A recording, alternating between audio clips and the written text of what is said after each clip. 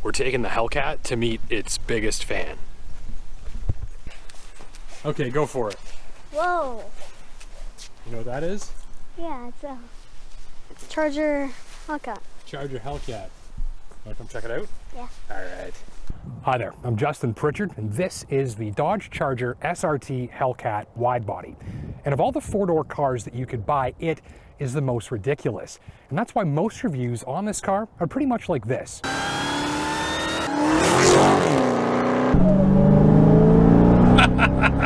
And we'll get to that soon, but I want to start by doing something a little different, slowing things down so I can show you all of the details on what makes this car what it is.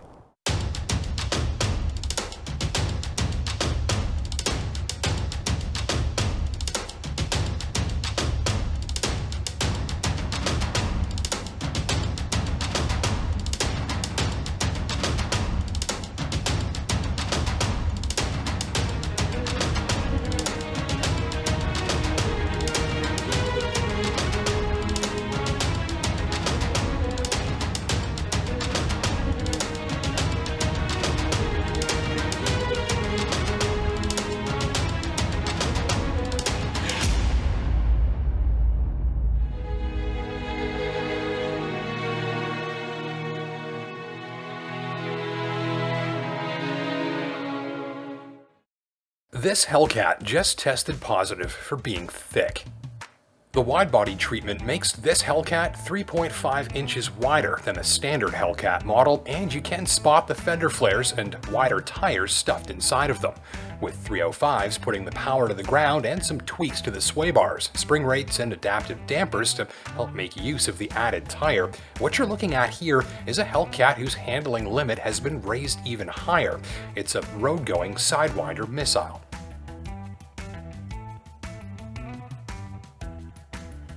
Make no mistake, those wide rear tires still don't stand a chance, not at the chilly fall temperatures we're seeing in northern Ontario this week.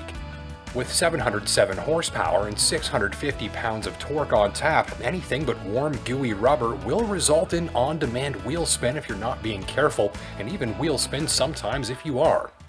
It is a lot of power, and it comes from this 6.2-liter SRT power plant, which you'll notice has just a wee little supercharger attached to it. That's sarcasm, of course. What you're looking at here is a big and highly effective Pushrod V8 engine that literally has a belt-driven turbine bolted to its intake to move enormous amounts of air into the cylinders. Which, of course, means that more fuel can be combusted, which, of course, makes more power. And wait until I show you the sound effects. This on the hood. Yeah, the hood's raised there so that we can fit that supercharger underneath, just for the purpose of burning more fuel.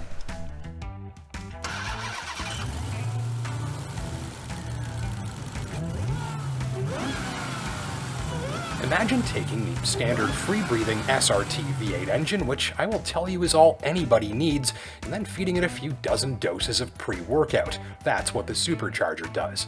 It's just so much muscle. There's 340 on the speedometer. The big red Brembos poke out from behind those satin black wheels, and the two-piece rotors are the size of trash can lids. Normal cars have a single cast rotor, but this level of performance requires two individual parts joined beautifully together. That's primarily to help reduce unsprung weight, that is, weight that's not sitting on the suspension, and that's to help out the handling and performance. In back, look closely and you'll spot the rear differential, complete with cooling fins to help keep it from melting down with severe use. There's big exhaust plumbing flanking that rear axle too. This machine is all about moving air in and out as quickly as possible. Even the body needs to exhale. These vents in the rear bumper release aerodynamic lift that can build up at higher speeds. Ditto these vents in the hood, which help extract heat and keep the engine bay flushed with fresh air. Hellcat even gets a unique bumper design that allows more cooling air through the rack. Remember, this is an SRT, and it's intended to perform consistently even at the hands of drivers who regularly participate in various forms of motorsport. If you're a drag racer, there's even launch control and line lock. You can even program the launch revs against the current conditions at the drag strip, for heaven's sake. It's got all of the hardware you'll need for track day if that's your thing, and on the street, strip, circuit, whatever, your ideal setup of the vehicle's entire driveline and chassis is just a few button presses away.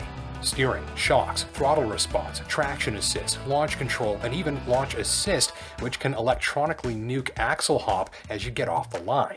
This is a complete toolkit for whatever sort of combustion-powered mayhem is on your mind. Custom setup, and here you can change anything to do with the chassis, steering, transmission, traction control, even the horsepower output if I want. For some reason, I could actually turn this from 707 horsepower down to 500 and back up again, but I think we'll leave it here. And look at this, it literally even has a drag strip time slip built right in.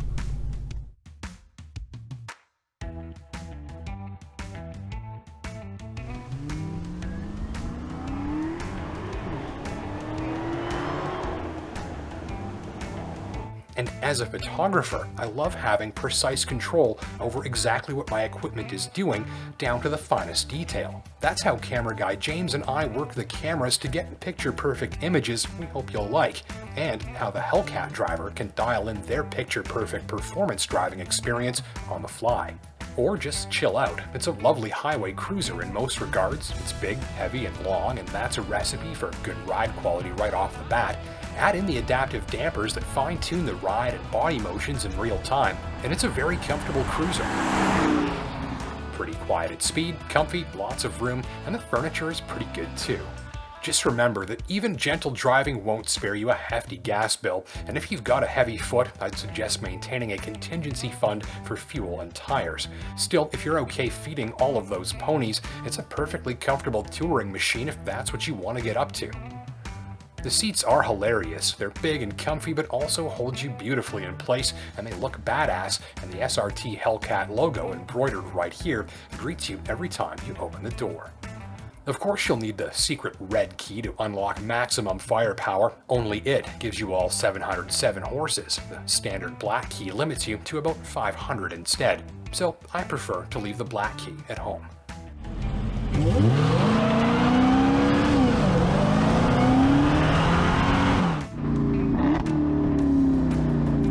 I'll finish with 3 sensations you get from the Hellcat Widebody that are just silly. First, the handling and response, and what I mean specifically is that when you dial this thing into a sportier drive mode and go firing it around your favorite winding back road, you wind up with this huge grin because you're directing this enormous and heavy machine with just fingertip movements on the steering wheel. And it responds right now. You feel zero slack. It's as close to a twitchy go-kart as I've ever seen something this big feel. Second, the supercharger, and even when it's not really working. You get onto the throttle more than just a little, and the sound arrives and it's this quivering, urgent, tense, sort of siren-like whine. And it's charming in a way because A, they can totally dial that sound out but chose not to, God bless them, and B, because it makes the engine sound sort of displeased whenever you're not at full throttle, like it's bothered, or like it always just wants to attack. See if I can show you what this supercharger sounds like here. Listen closely.